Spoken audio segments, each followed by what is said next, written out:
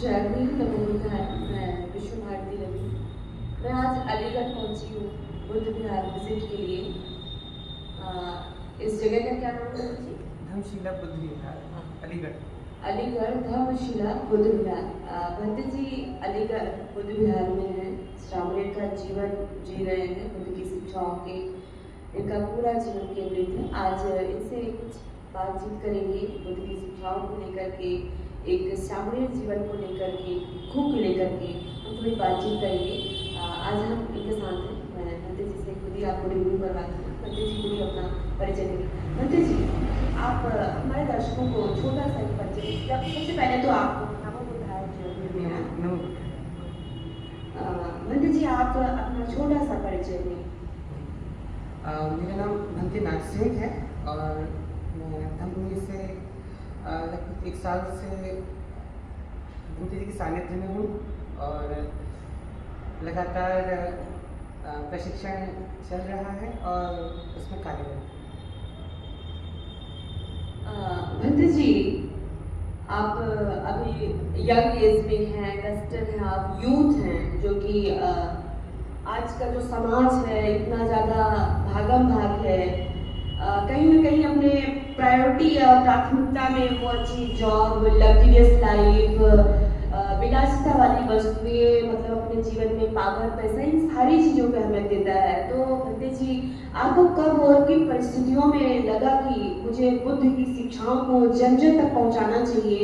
और आप ऑलरेडी इतने पढ़े लिखे हैं तो आप कहीं भी जा सकते थे, आखिर आपने ये मार्ग क्यों चुना और किन परिस्थितियों में चुना? भंते जी, आप बताएं हमारे दर्शकों।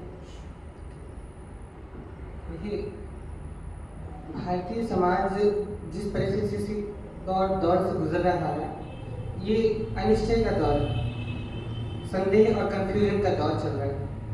और हमारे समाज में जो भी तरुण युवा वर्ग है वो सबसे ज़्यादा कंफ्यूज है। उसे ये नहीं पता उसे जाना कहाँ पे है। और सबसे ज़्यादा दुख की बात ये है कि जब उसका उपयोग किया जाता है और उपयोग करने के बाद में उसे छोड़ दिया जाता है, और उपयोग करने के बाद में देश की इतनी बड़ी आबादी का दुरुपयोग होता है और वे लोग जो उसका दुरुपयोग करते हैं उन्हें एक मात्र इंच भी अफसोस नहीं होता उसका। तो ये खैर, ये बात तो है अभी जो समाज में चल रही है। पर अगर मैं अपने विषय में बात करूं कि मैंने क्यों जीवन लिया और किन परिस्थितियों में लिया, तो पढ़ाई, जितनी ज़्यादा पढ़ाई होती है उतना ज़्यादा विवेक जागृत होता है, और जितना ज़्यादा विवेक जागृत होता है उतनी ज़्यादा समस्याओं हमें स्पष्ट रूप से दिखाई देने लग जाती है। और जितनी ज़्यादा समस्याएं स्पष्ट रूप से दिखाई देती हैं, हमें उतना ही ज़्यादा दुख होता है। क्यों? इसलिए क्योंकि हम जागृत हैं, हम सजग हैं चीज़ों के प्रति, और हम देख पा रहे हैं कि जिन लोगों को जड़ है, जो अपनी आँखें बंद कर कर बैठे हैं, जिन्हें ऐसा लगता है कि कोई परम शक्ति या कोई ईश्वरीय शक्ति अपने आप सब ठीक कर देगी, तो हमें ये एहसास होता है लगातार कि कुछ भी नहीं बदलेगा। और ज्यों-ज्यों समय बीतता जाता है, उम्र बीतती चली जाती है, और हमें हमारे मूल्यवान समय होता है जिसमें हम कुछ कर सकते थे समाज के लिए और अपने जीवन के लिए, वो नष्ट होता चला जाता है। यदि अगर कोई दौर है जिसमें हम अपने जीवन में क्रांति कर सकते हैं और दूसरों के लिए क्रांति कर सकते हैं, तो वो तरुण अवस्था होती है। बचपन तो हमें कुछ पता ही नहीं होता कि क्या हो रहा है क्या नहीं हो रहा है। समाज हमें एक झूठ से परिचय, हम झूठा जीवन जीते हैं, हमें कोई भी कुछ भी बता देता है, हम सही यकीन सच मान लेते हैं, और बुढ़ापा किसी काम का नहीं बचता, उसमें हम शरीर इस लायक नहीं होता कि हम कुछ कर सकें। तो जो कुछ कर सकती है वो तरुण अवस्था है। और इस तरुण अवस्था में अगर ये साफ साफ दिख जाए कि हमें जाना कहाँ है और समाधान कहाँ पे है, तो मन में एक बहुत तीव्र इच्छा पैदा होती है कि हमें उसी जगह जाना चाहिए जहाँ से हम अपना और समाज का कल्याण कर सकें। भंते जी ने बहुत ही अच्छा यूथ के बारे में बताया और बुद्ध की शिक्षाओं को समाज के लिए कैसे जागृति के लिए बहुत ही अच्छा मार्गदर्शन दिया। भंते जी, आपने गृह त्यागा, जैसे कि बुद्ध ने भी अपना घर छोड़ा था, गृह त्यागा था, तो कहीं ना कहीं उनके परिवार में एक संवेदना पैदा हुई, करुणा पैदा हुई थी, दुख कहीं ना कहीं आई थी। तो क्या आपका परिवार इन सब चीज़ों के लिए प्रिपेयर हो गया था, इन सब सारी चीज़ों के लिए? उनको क्या महसूस हुआ, वो कैसा महसूस करते हैं अभी? देखिए, परिवार कभी भी तैयार तो पूर्ण रूप से नहीं हो पाता है कि कोई तरुण बच्चा जिसको उन्होंने पालन पोषण किया है वो उन्हें छोड़कर धर्म की शरण चला जाए। हालांकि ये प्रसन्नता का विषय है, किसी भी माता पिता को दुखी नहीं होना चाहिए। जो तथागत की शरण में आया है, इससे बड़ी शरण क्या होगी। और माता पिता जीवन देते हैं, बात सच है, मगर उससे बड़ी बात कि जीवन को एक मकसद और एक जीवन को लक्ष्य वो धर्म देता है, और उस धर्म को जीवन जीने से जीवन सार्थक होता है। यदि माता पिता इस कार्य में सक्षम होते कि वो धर्म के मार्ग पर जीवन का मार्ग में प्रशस्त कर सकते, तो फिर उन्हें छोड़कर धर्म की शरण आने की आवश्यकता नहीं थी।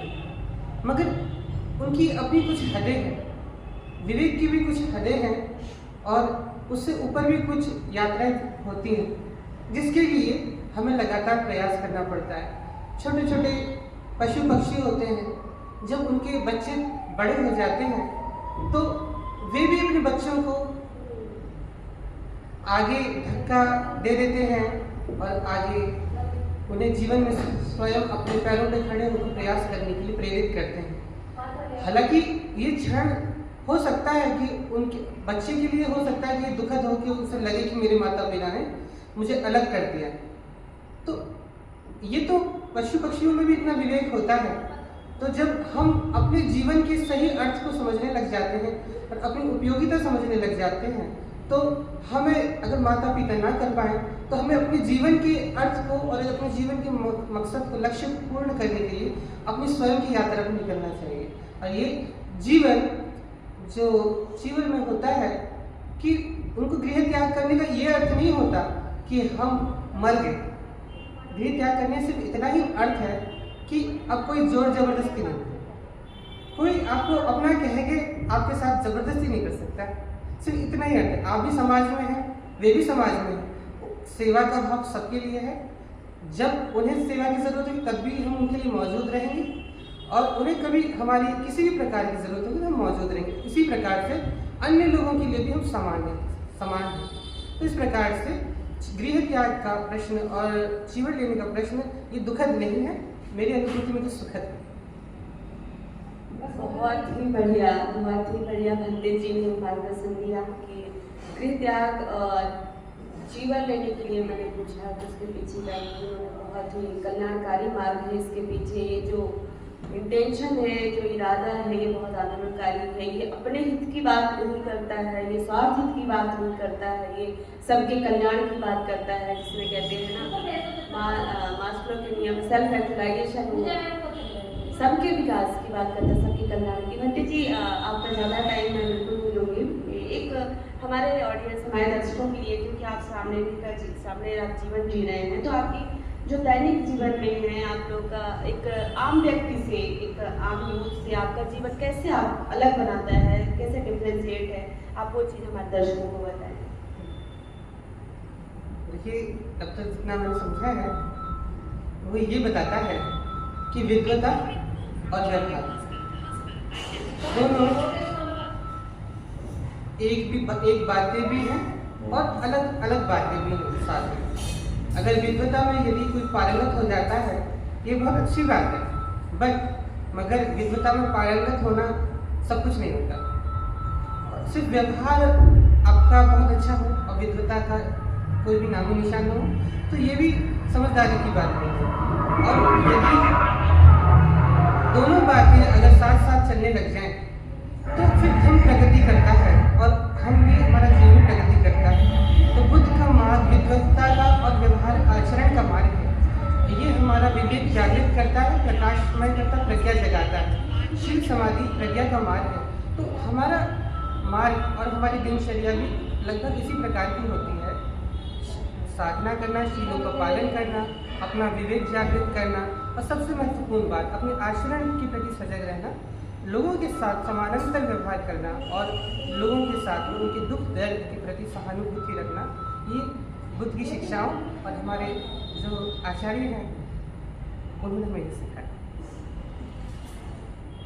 आपका बुद्ध जी बहुत बहुत साधुवाद। मंडे जी ने बहुत ही अच्छा अपने बुद्ध की शिक्षाओं की बात रखी और यूथ के लिए भी बहुत अच्छा मार्गदर्शन किया।